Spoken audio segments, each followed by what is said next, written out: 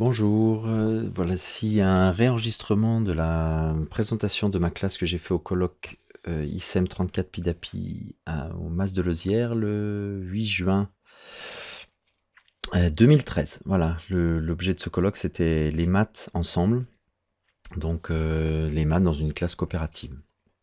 Donc ma classe, je suis Pierre Ciotat, la classe est une classe de cycle 3, il y a eu 22 élèves cette année, et c'est une classe urbaine. Donc voilà le plan de ma présentation. Donc il y aura une présentation de classe, ce que c'est qu'apprendre ensemble, ce que c'est qu'apprendre seul, et est-ce qu'on peut apprendre aussi avec des évaluations. Cette présentation a été faite aussi avec les enfants de la classe. 3 sont venus lors du colloque. Pour différentes raisons, la qualité de l'enregistrement, on a décidé de le réenregistrer. Par contre, on a pu garder certains moments où c'est eux qui parlaient, et en particulier la présentation de classe. Donc c'est pour ça que vous les entendrez parler.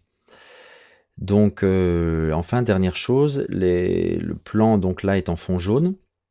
À chaque fois que nous entrerons dans une des parties de la présentation, le fond sera bleu. Très bien, nous commençons par la présentation de classe.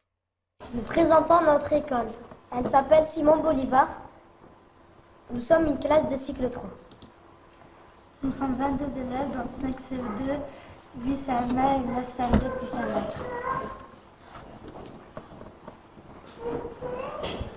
CM1. Dans la classe, il y a 7 ordinateurs, plus celui du maître. Chaque ordinateur est partagé en 4 élèves. Ils contiennent des logiciels de plusieurs matières. Un logiciel s'ouvre quand l'ordi s'ouvre. Il s'appelle Click Menu. Ce logiciel rassemble tous les logiciels. Ça s'ouvre pas ça s'ouvre sous Windows, mais en fait l'ordinateur, c'est ça qu'ils ont en permanence, c'est ce tableau de bord. Et donc il y a des liens, chaque bouton est un lien vers un logiciel, ce qui simplifie énormément la gestion au début de Windows. Voilà. Donc clic menu. Chaque fois que j'ajoute un logiciel ou un document, je mets juste un bouton dans clic menu, il clique dessus et il s'ouvre. Nous avons beaucoup de matériel de travail, des règles, des compas, des équerres, des balances, des crayons, des stylos, des cahiers, des réglettes, des fiches, des dictionnaires, un pluvomètre, des cartes, des livres, un globe, un planisphère, des poulies, etc.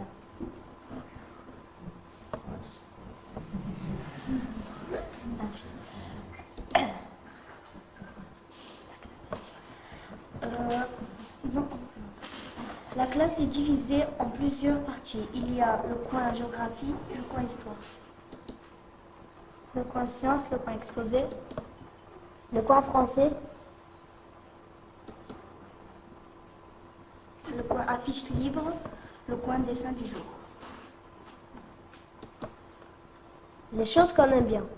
Il y a la météo flash. Le kaleidos. Le futsal. Le tai chi chuan. Le rugby. Le conseil. Les réunions. Le DVP. La présentation à la classe. Et le quad neuf. Donc je leur avais demandé qu'est-ce que vous aimez dans la classe, parce que ça fait partie aussi de la présenter.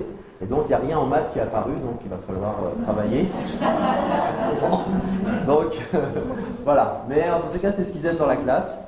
Donc voilà, elle a été faite par Anasso qui a beaucoup travaillé aussi et qui n'est pas là, et puis la classe. Voilà, pour la présentation de classe, c'est terminé. Et je me suis demandé donc dans ma classe comment on apprenait les maths et ensemble, donc je vais commencer par l'inverse. Est-ce qu'on apprend les maths seul? Et oui, il faut aussi apprendre les maths seul. Donc voilà tous les endroits où j'ai repéré qu'on pouvait apprendre des maths seul. Alors d'abord, il y a tous les entraînements. Donc les entraînements, la systématisation, la répétition, tout cela c'est plutôt seul. Donc les devoirs, en général c'est seul, même si pour certains ils sont aidés à la maison ou ils le font en études avec les copains ou avec l'enseignant. Mais malgré tout, il y a quand même une partie où on est seul à sa table et où on doit répéter ou faire ce qui est demandé. Dans ma classe aussi, les problèmes, on les fait de manière seule, c'est-à-dire que j'ai un dispositif une progression sur les problèmes et qui est assez répétitive. Donc c'est une fois par semaine, des fois ça a été même 2 fois par semaine. Et on a c'est vraiment des progressions assez simples sur la différence entre l'énoncé et la question, la recherche, la réponse, chercher les informations inutiles dans l'énoncé, construire les réponses, construire les questions à partir des réponses, enfin voilà, tout ça, quelque chose de construit sur le problème. Et là, il y a ils le font, c'est corrigé, c'est seul, c'est sur le cahier, et il y a très peu d'échanges là-dessus, si ce n'est que parfois ça donne lieu à des leçons. Voilà. Donc les opérations aussi, les modes opératoires des opérations. Donc là, c'est des choses qu'ils font et que je présente en groupe classe ou en petit groupe une manière de faire les additions, une manière de faire les soustractions, une manière de... Voilà. Donc ils les font, ils voient s'ils ont bon, ils regardent pas la correction, s'ils ont pas bon, bah, je répète une autre fois que voilà comment on fait avec la retenue. Et là, d'une certaine façon, ils sont seuls face à leur mode opératoire et avec moi. Et c'était, j'allais dire, une manière d'enseigner modèle. Il y a un modèle et ils le suivent. À moins qu'ils arrivent à me montrer qu'autrement, ils arrivent à le faire de manière au moins aussi efficace, ce qui est assez rare.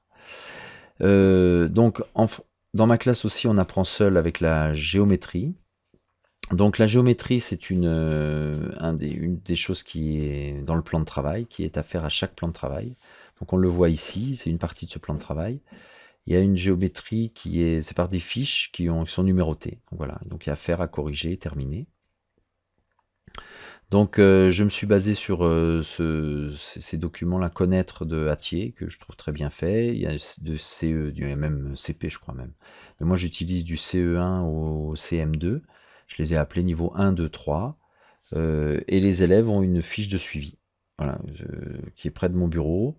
Et donc chaque fois qu'ils avancent, comme il y a une progression là, c'est vraiment un fichier avec une progression. Donc les élèves montrent d'abord de quel niveau de fichier ils sont. Et puis ils cochent une croix chaque fois que je leur ai dit c'est bon, tu peux passer à la 10, le travail est fait. Donc le suivi est près de mon bureau et une possibilité de progresser sur les 3 ans. Ils peuvent aller ils commencent tous par le 1 ou à peu près, et ils terminent tous par au moins le 3 et voire certains le 4. Donc voilà à quoi ça ressemble pour vous montrer un exemple. Donc c'est toujours la même chose, il y a une leçon qui reprend un petit peu le concept. Si c'est les cercles, on va voir ce que c'est qu'un cercle, un rayon, etc. Et puis il y a des exercices, voilà. C'est pas mal manipulatoire, donc il y a beaucoup de traçage. Ça doit être le niveau 2. Les questions les consignes sont assez courtes, et en tout cas il y a la place au traçage. Voilà. Donc ils ont il y a une armoire ouverte dans la classe où ils peuvent se servir, et là ils ont dans les niveaux les fiches 1, 2, 3, 4, 5, 6, 7 jusqu'à 24, et ils en ont des photocopies. Donc ils la prennent, ils la remplissent et ils me la mettent à corriger. Voilà. La chose encore où ils s'entraînent seuls, c'est l'étape de multiplication. Donc ici, merci Bruce, voilà, vous la trouverez sur le site de Bruce de Mauges. Elle est, voilà, voilà, ils ont ça en début des 3 ans. Et ils s'entraînent, d'abord ils les ont pour les apprendre. Ils peuvent les faire dans un sens, dans l'autre, ça on apprend à les travailler. Et après ils demandent à leurs parents, à leurs frères, sœurs si c'est à la maison, à leurs voisins si c'est en rituel table de multiplication pendant le plan de travail, ou à moi. Chaque fois, ils disent interroge-moi sur la table du 1 et du 2. Je lui dis alors d'abord tu le veux comment? Dans l'ordre. Alors d'accord, une fois 1, une fois 2, 2, hop, je lui mets des verres. Ou après dans le désordre, ou après dans l'autre sens, enfin voilà. Et sur les 3 ans, ils arrivent à remplir voilà, toutes les tables. Évidemment, la table du 1, dès qu'ils en ont 2 ou 3, c'est bon, la table du 1, ça va vite. Et puis, il n'y a pas besoin de remplir toutes les cases. Enfin, en tout cas, dans ma classe, il n'y a pas besoin. La table du 2, ça se complique. Dès qu'il y en a un rouge ou un orange, on reprend. Et en gros, dès qu'il y en a 2, 3 verts qui suivent, c'est bon, à part les dernières tables où c'est un peu plus compliqué. Voilà. Donc ça, ils l'apprennent seuls. Il y a un moment, il faut mémoriser. Alors, on apprend aussi seul grâce aux ordis. Donc, je vais vous me présenter. Il y en a 2 dans la classe. Donc, dans la classe, les enfants, il y a 7 ordis. Donc, ils ont chacun, ils sont 4 par ordi. Et il y a 4 jours de la semaine. Donc, ici, ils rentrent leur nom. Alors là, je ne l'ai pas fait parce que c'est sur mon ordi à moi. Donc ils ont leur nom, ils rentrent leur nom et ils rentrent sur leur abacal, il y a leur nom qui apparaît ici, et leurs résultats sont mémorisés sous leur nom. Donc il y a plein de choses, ça commence vraiment alors entraînement, ils ont du temps libre, et exercice, le temps est limité. Voilà. Et ils répondent aux questions 6 plus 3. Alors, donc je vais le faire 9, voilà. 3 plus 2, 5. Voilà. Donc, ils répondent et il y a une correction. Et ils enregistrent ici vert ou bleu selon ce qu'ils ont fait. Voilà, il y a des jeux, il y a des choses vraiment très très intéressantes sur Abacalc, qui est un logiciel gratuit. Donc il y a aussi sur les chiffres romains, il y a sur les euros, voilà. Donc ça c'est quelque chose où ils sont prioritaires un jour de la semaine et ils peuvent s'entraîner. Certains me le demandent pour l'installer à la maison, donc ils s'y entraînent aussi à la maison. Donc c'est pas ça que je voulais faire. Je suis sur... je sais plus où je suis. J'ai fermé. J'arrête le recording. Voilà, Oline, on reprend à partir d'ici.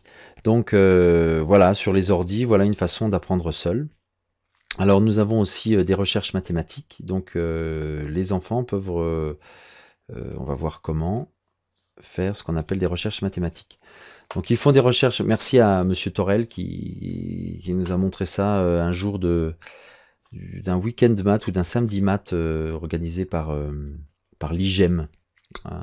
C'était il y a quelques années. Donc voilà, la motivation pour l'élève, c'est d'avoir sa création maths choisie. Ils doivent, dans le plan de travail, donner une création maths par plan de travail. Et parfois, la création maths, je leur renvoie, je leur valide pas pour qu'ils la proposent, tant qu'ils n'ont pas refait un travail, qu'ils n'ont pas affiné quelque chose, ou il y avait quelque chose qui m'a gêné. Quand je sens qu'il y a un peu de motivation, parce que souvent, ils y sont attachés à leur création maths, il y a quelque chose d'émotionnel. Et donc, ça les intéresse qu'elle soit présentée ou ça les intéresse de la pousser plus loin. Donc, ils font d'abord une recherche seule. Il y a une validation qui est faite avec moi. Ça peut des fois être validé en une fois. Voilà, tu la présenteras. On verra si les élèves veulent réfléchir dessus. Mais aussi, moi, je leur dis, voilà, je peux leur proposer des pistes de recherche. Et ensuite, une fois que les pistes de recherche sont faites, elle est validée en fin de compte. Hein, il peut y avoir 1 ou 2 boucles là. Et ensuite, elle est présentée aux autres pour le choix de la création maths. Voici des exemples. Ici, il avait commencé par quelles sont les droites perpendiculaires. Alors, outre le fait qu'il n'y avait aucune droite qui était perpendiculaire, donc peut-être c'était ça qu'il fallait travailler. Donc ici, on a travaillé sur comment on fait des droites perpendiculaires avec lui. Donc je lui ai montré aussi là de manière individuelle. Alors l'intérêt, c'était ce que M. Torel aussi avait montré, c'était vraiment... on fait ça sur une feuille, qu'elle soit n'importe quoi, et on va garder l'évolution de la pensée. Donc on scotche, hop, on met un grand bout de scotch ici, et on lui dit, voilà, il revient, et puis là, bah non, bah écoute, ah bah oui, c'est bien, mais ça c'est moi qui l'ai fait, ou refais-en d'autres, peut-être pas droite, hop, je rescotche ici, et il va continuer. Et puis ici, ça va continuer, on va dire, ah bah oui, mais ça c'est bien, mais... donc il a terminé sur ça, fait un carré dans un cercle. Donc il nécessite d'avoir les diamètres perpendiculaires. Donc là, c'était une situation auto-validante. Donc hop, on remet ça. L'intérêt d'avoir un livret comme ça, c'est quand il présente sa création maths, il présente l'ensemble du livret. Donc il montre tout son travail.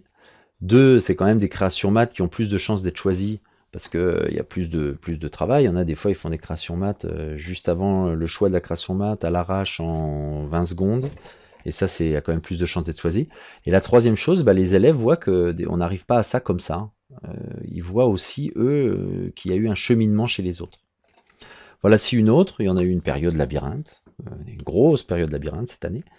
Donc ça stimulait beaucoup d'élèves. Donc on voit là un qui fait un labyrinthe plutôt intéressant, enfin en tout cas complexe.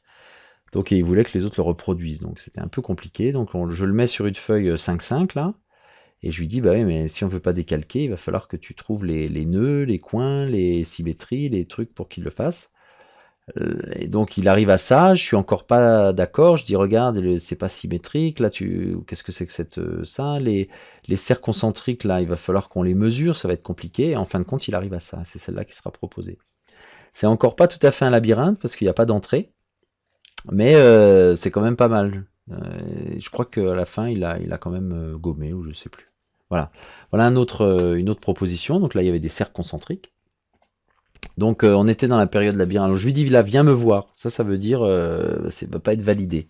Alors il vient me voir et on observe. Alors là, je crois que c'est moi qui l'ai rajouté, le trait rouge. Je lui dis bah oui, mais tes cercles concentriques, ta rosace, elle est même pas. Voilà, là il y a un problème. Donc il va le refaire, il va arriver à ça. Donc là il y a le fameux PL, propose-le. Donc là l'entrée est là, on la gomme un peu et on y arrive. On arrive ici. Il y a toujours la rosace qui va nous gêner. En fin de compte, on va enlever la rosace, et quand elle va être présentée et choisie en création maths, ça va devenir ça. Forme épurée. Et on va encore avoir un problème parce qu'il a remis, il n'a pas remis les entrées et les sorties. Mais enfin, on est arrivé à ça. Donc là, c'est reproduit cette figure. Voilà. Donc, les créations maths, les recherches maths, donc c'est quelque chose qui est une recherche seule, mais où on apprend à penser. En fait, c'est seul en binôme, on va dire, avec moi. Et il y a aussi la dictée de nombres. Alors, c'est dictée fait par les élèves en fonction de leur niveau. Niveau 1, 2 ou 3, ils proposent des nombres dans des encadrements. Donc les autres vérifient qu'ils soient en fonction de leur niveau bien dans leur encadrement. Et moi, j'écris sur le tableau les réponses. Donc là, c'est seul dans le sens où ils ont à construire un nombre. Voilà, ils doivent dire un nombre entre 1 million et 2 398 377. Donc là, ils construisent, ils sont en production. Ensuite, ils le dictent aux autres et les autres sont en réception. Ils doivent écrire cette phrase orale en nombre. Et moi, je mets au tableau caché le résultat, enfin le nombre. Ça peut être en lettres, des fois on le fait en lettres, des fois le plus souvent en chiffres. Et ensuite, une fois que c'est fini, je montre le tableau. Et là, les élèves valident, voilà, ils ont leur réponse. Il y a le nombre numéro 1, 2, 3, 4, 5 jusqu'à 23, 24. Et voilà, c'est ou juste ou faux. Donc là, c'est seul. Donc c'est sur le cahier. Moi, si je vois qu'un élève toutes les semaines arrive à rien faire, évidemment travailler sur certaines choses. Mais voilà, ils peuvent changer de niveau. Ceux qui arrivent à tout faire, ils font autre chose. Voilà. Donc certes, c'est seul, mais là je mets des points d'interrogation parce qu'en fait, on voit que dans tous ces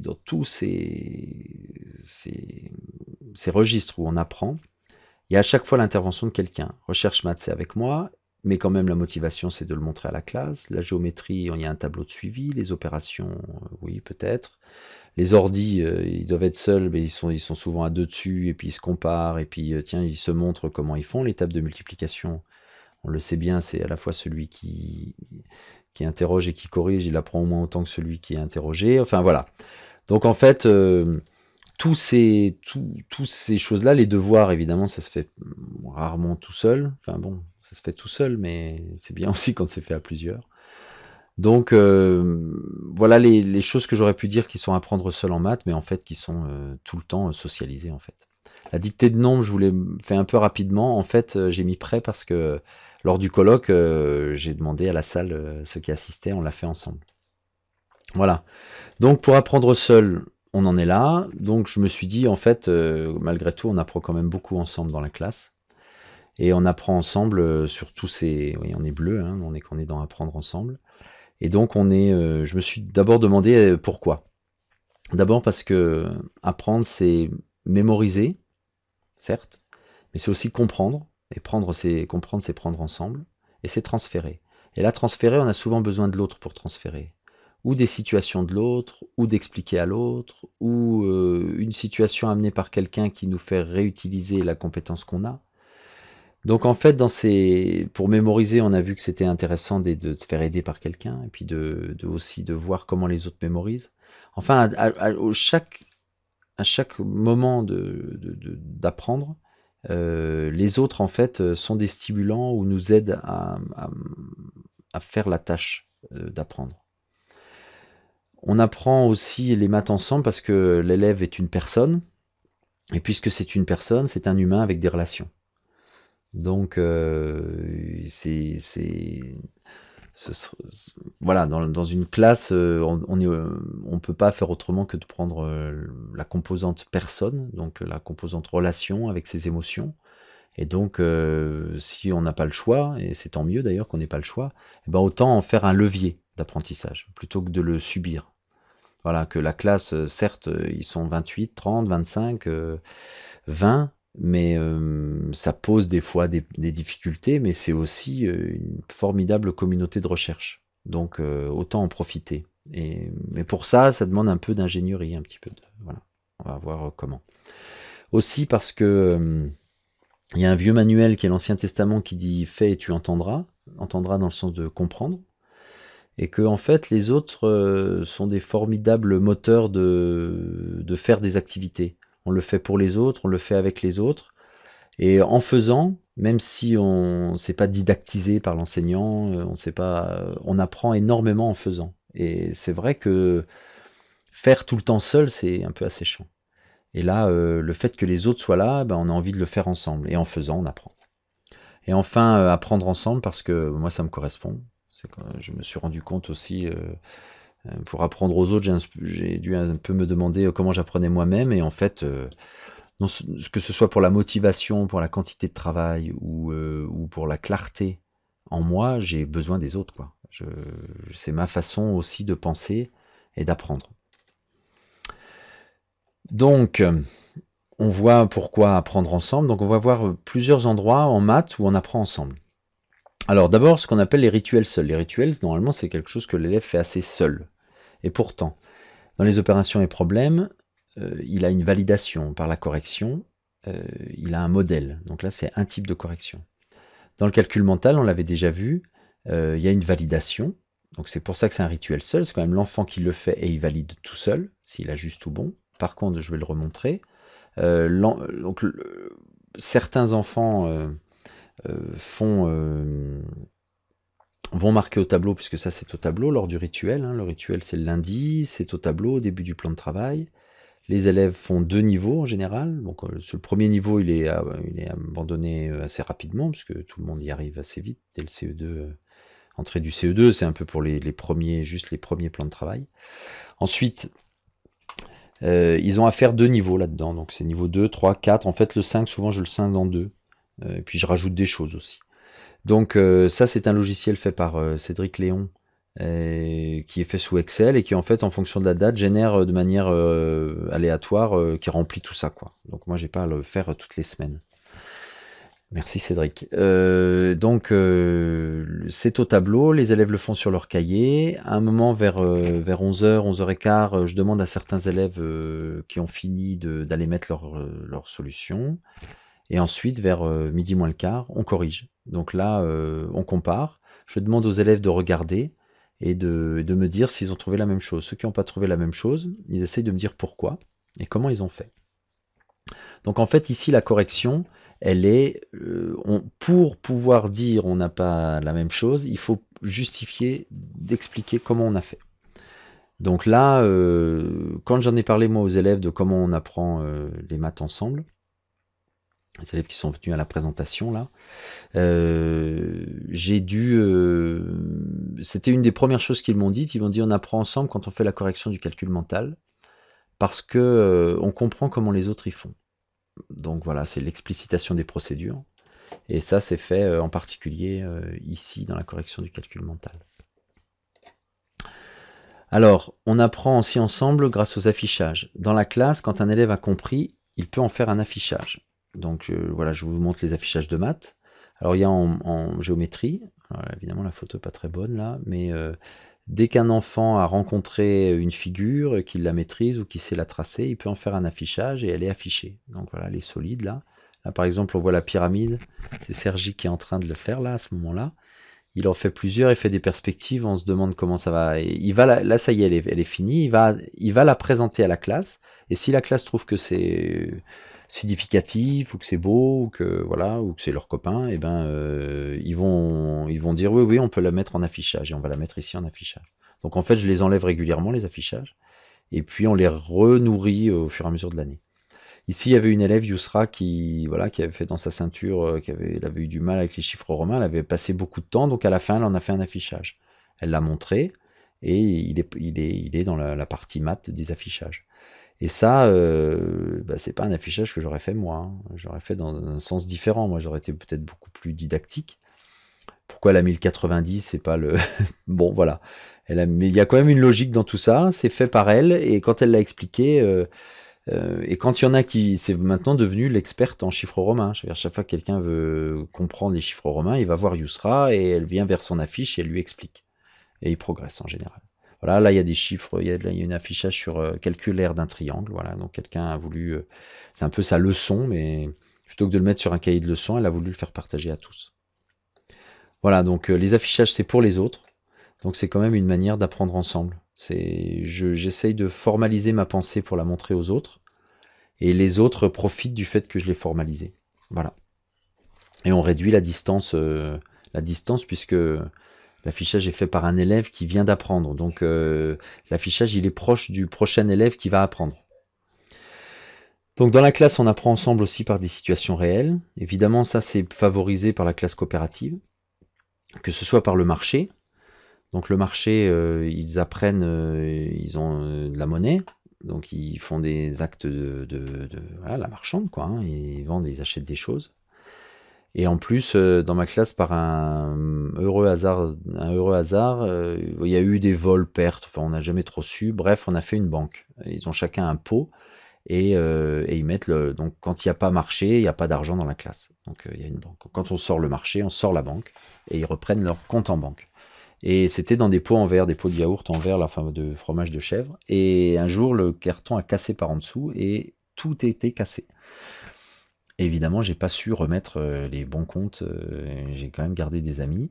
Mais donc à partir de là, on a décidé de faire une feuille de banque, une feuille de compte. Donc à la fin de chaque marché, ils doivent écrire le solde qu'ils mettent dedans. Alors les premières fois, je vérifie et puis voilà. Donc ils ont 232 neurones dans leur 7 mai, ils ont 232 neurones. Et quand ils reprennent, ben, ils vérifient. Ça a arrêté tous les problèmes qu'il y avait avec ça. Donc il y a beaucoup de comptage. En plus, j'ai des décaneurones, des hectoneurones. Ça n'arrête pas de compter pendant le marché.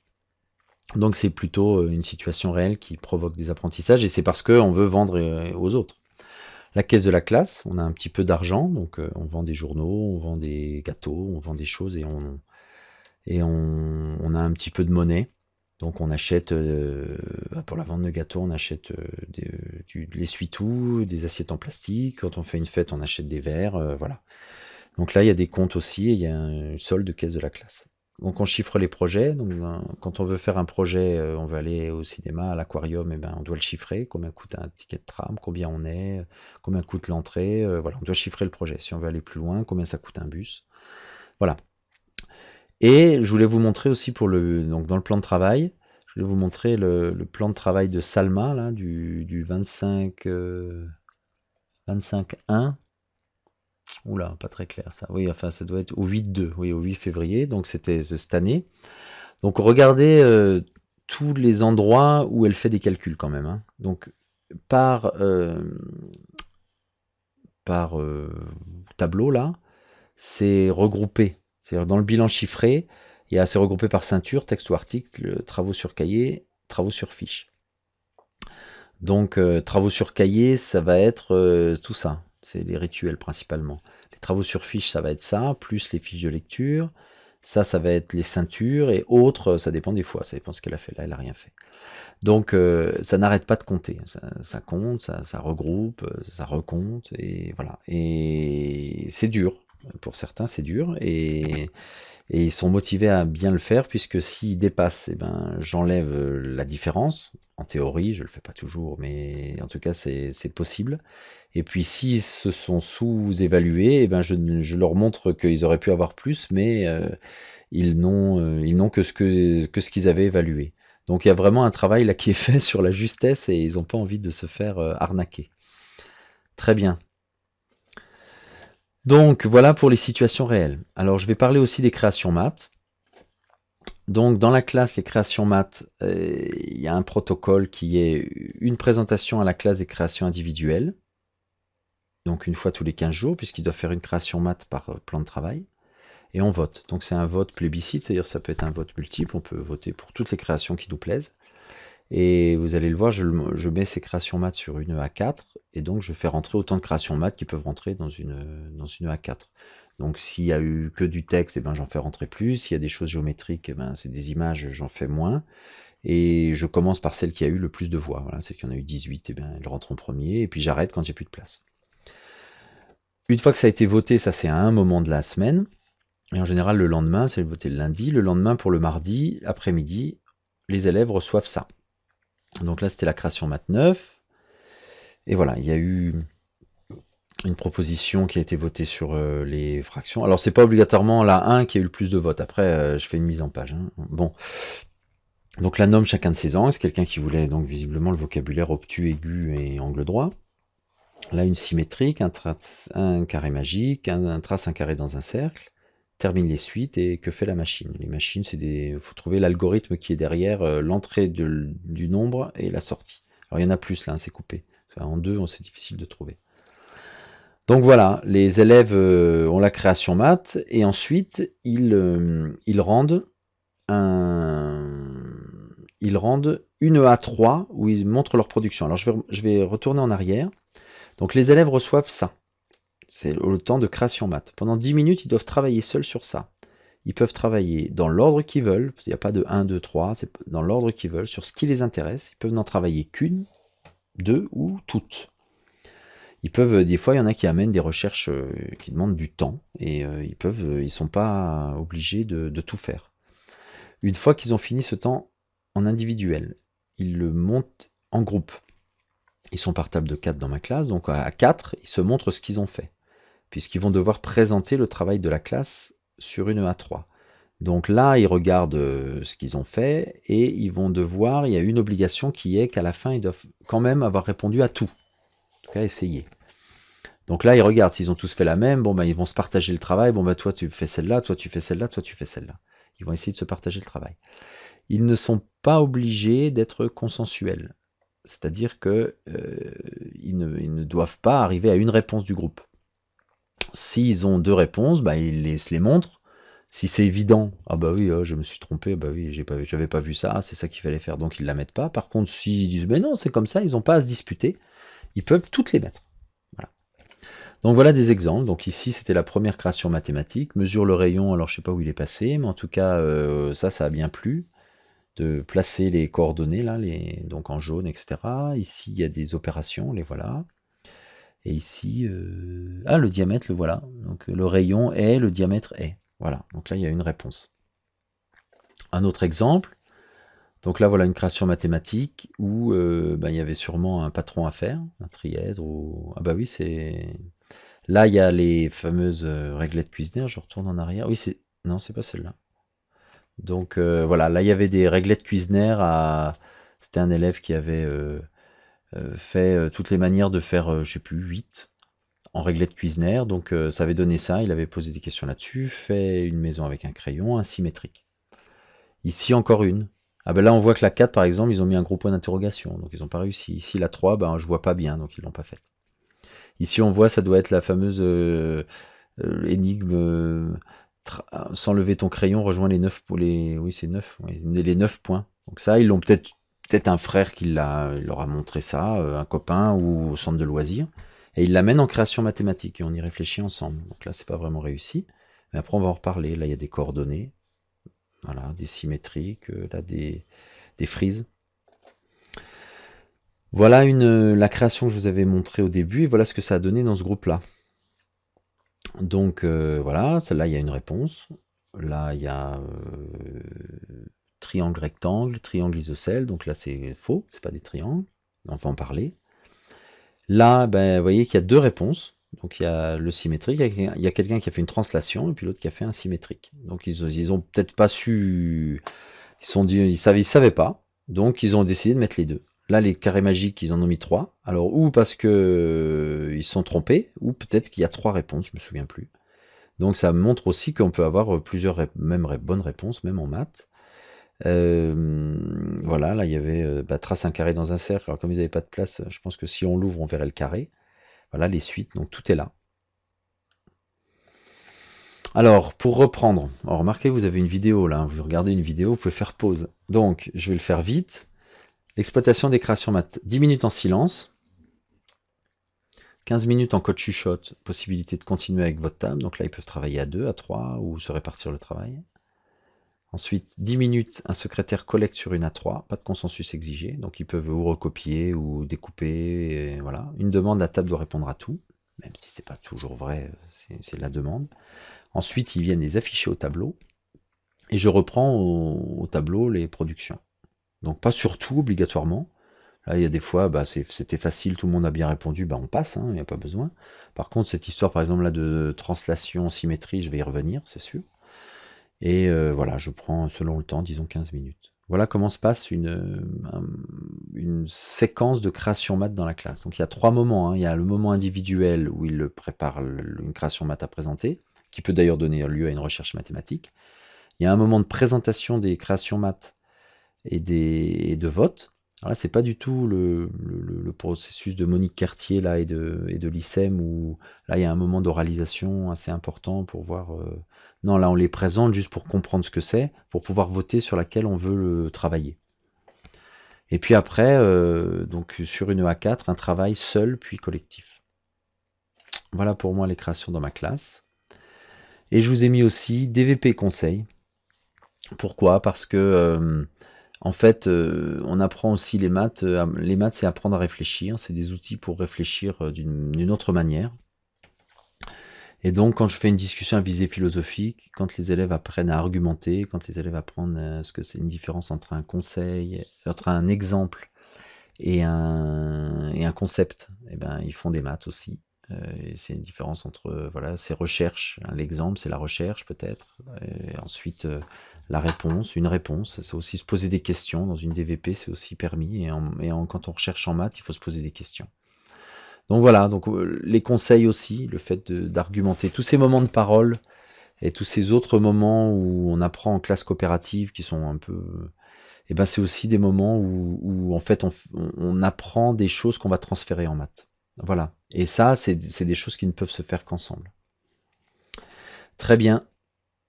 Donc, non, là j'ai présenté déjà les affichages. Très bien. Donc on a fini sur apprendre ensemble. On va passer aux évaluations qui représentent aussi des apprentissages. Donc évaluer pour apprendre. Alors, dans ma classe, il y a plein de moments d'auto-évaluation. Donc on l'a vu, de type calcul mental, on ne va pas revenir dessus, puisque voilà, il y a la réponse au tableau, on s'auto-évalue. Même si on a vu qu'après, il y avait un processus d'apprendre ensemble, puisque chacun donne ses processus et ses procédures mentales. Le maître du temps.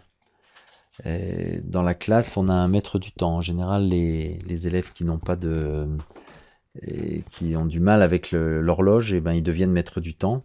Et c'est eux qui vont, en fonction de l'emploi du temps, dire il est 10h30, on descend. Donc là, les autres vont leur rappeler et leur faire vite apprendre l'horloge.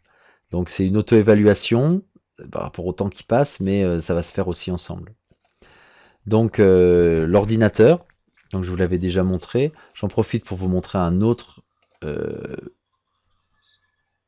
logiciel qui est super, Primat 1.5. Prenez bien le 1.5 si vous le téléchargez, il est gratuit aussi. Et justement, le 1.5, sa particularité, c'est qu'il y a aussi une entrée par élève et qu'on peut suivre un peu les résultats là où il travaille beaucoup. Alors là, c'est pareil, il y a vraiment c'est superbe, hein. On peut paramétrer pas mal, les enfants le paramètrent, hein, et puis voilà, on a des exercices. C'est un peu moins char d'assaut soviétique, ils aiment beaucoup plus ça. Il y a du son, enfin c'est vraiment et il y a des corrections à chaque fois. Donc c'est vraiment retourner au menu. C'est vraiment un bon outil sur les nombres entiers, nombres décimaux, fractions. Vraiment un superbe outil, ils adorent et ils passent beaucoup. Et ça c'est pareil, ils peuvent le télécharger. Moi j'en ai qui l'ont téléchargé en classe. Voilà. Donc vous le ferez. Pendant la présentation du colloque, il y a Anas qui nous a fait une démonstration qui était probante et il allait beaucoup plus vite que nous. C'était sur Abacalc. Voilà. Donc, les auto-évaluations, on a montré. Donc ça, on est en auto-évaluation, donc on pourrait dire on apprend seul. Mais l'ordinateur, je l'ai déjà montré, hein, en fait, ils sont souvent à 2 ou 3 dessus. Et puis, toutes ces choses-là, elles se font parce qu'on est en classe.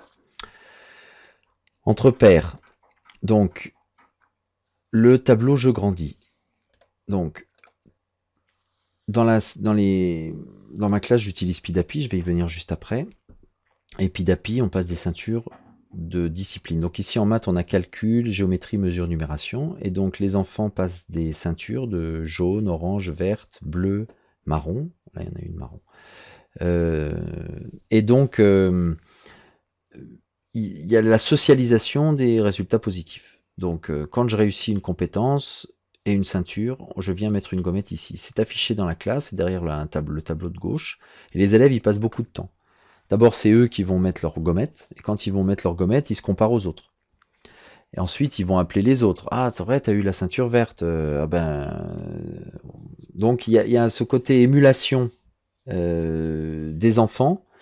Et en plus, c'est vrai que même si on est là, on voit Jawad en français, là, en lecture-écriture, il écrit vraiment pas très bien, il avance pas. Par contre, en maths, en géométrie, il est vert. Hein. Donc, il est bon, et on est toujours bon quelque part quand il y en a autant.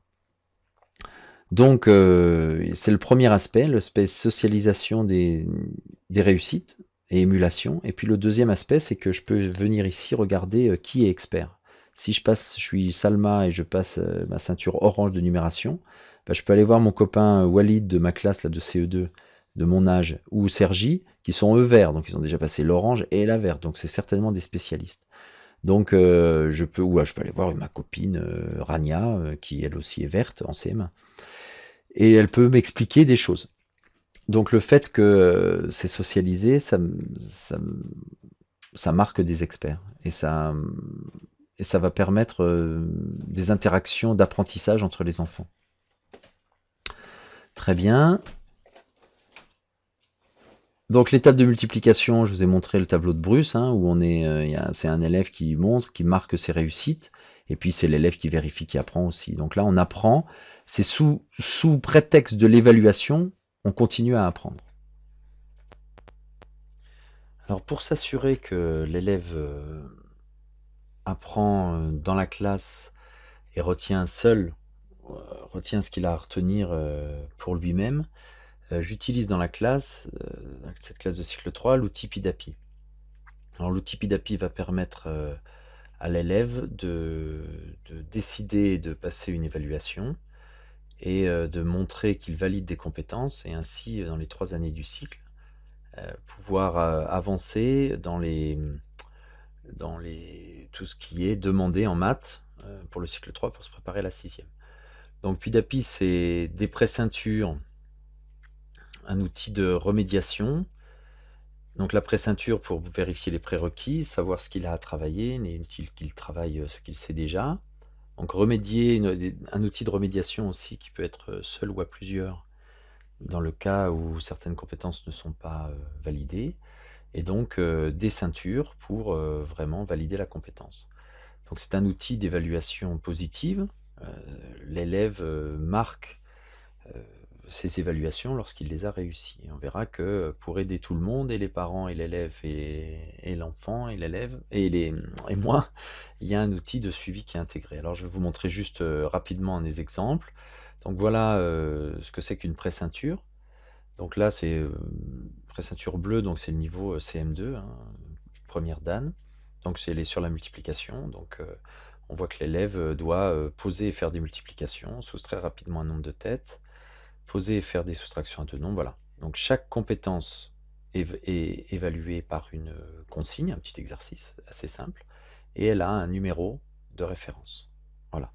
Donc l'élève prend cette feuille, là il le fait seul, il peut se faire aider sur l'explication des consignes, mais il le fait seul et il me le rend. Une fois que c'est corrigé, je valide ou pas les compétences. S'il a tout validé, il avance, enfin, il va passer à la pré-ceinture. Sinon, il va aller vers une feuille aussi qui lui explique, par exemple là, il n'a pas réussi à mesurer les durées. Donc il a vu sur sa pré-ceinture que la 7-11, il ne l'a pas validée. Il a été donc chercher la fiche de remédiation 7-11, qui est toujours organisée de la même façon, en 4 parties. 1, qu'est-ce que je sais faire? Parce que cette compétence qu'il ne sait pas faire, est-ce que c'est parce qu'il ne voit pas la différence entre heure, minute et jour?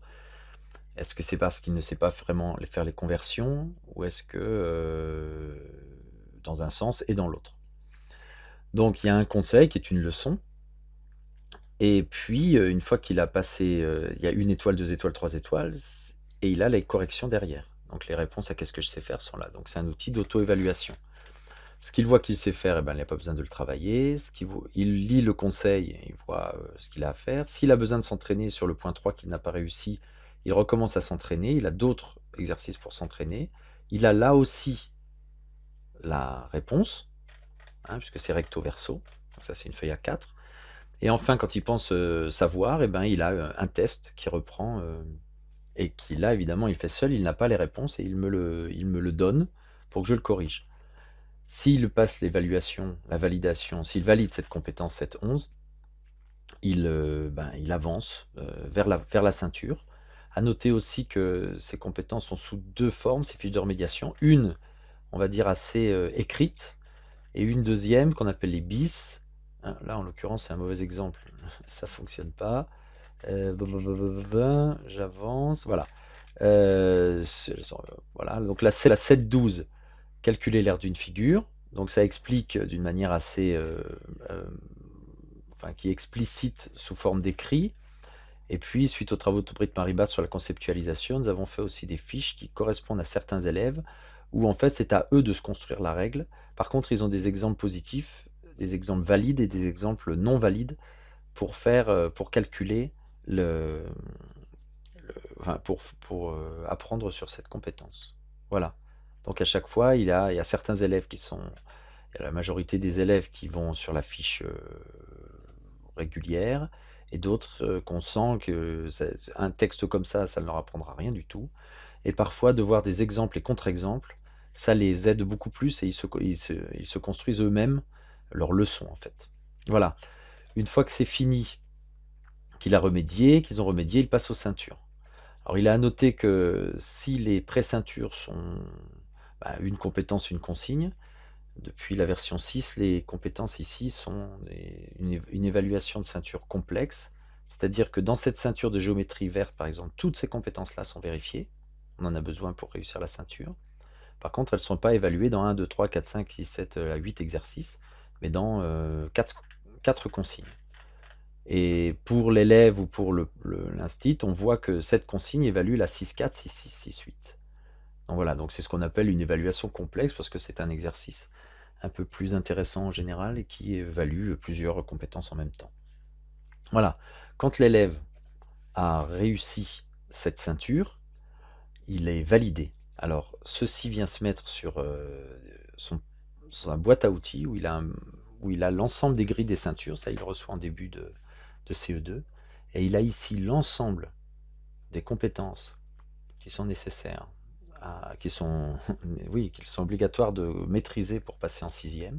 Bon, sachant que le niveau bleu, c'est déjà un niveau de CM2, un bon niveau de CM2. Bon, ça dépend évidemment des collèges. Mais nous, on vise le bleu dans ma classe. Bon, il y en a plus si affinité. Voilà, et donc ici, vous voyez qu'on peut mettre du blanc ou du bleu, du blanc, du orange. Il y a du blanc, donc on peut mettre du rouge ou du vert. S'il passe la remédiation, le test, il a du vert et il a deux ceintures possibles. Si jamais il se trompe, il faut encore lui réexpliquer, refaire sous une autre forme. Et donc chaque fois qu'il est tout vert à toutes les compétences, il est jaune et il passe à la ceinture suivante, orange première dan et ainsi de suite, pendant les 3 années jusqu'à au moins la bleue. Voilà, donc ce suivi, là, on s'occupe que des maths. Il est en calcul, il est en géométrie. Voilà, on retrouve la verte, là, reconnaître les angles droits, identifier.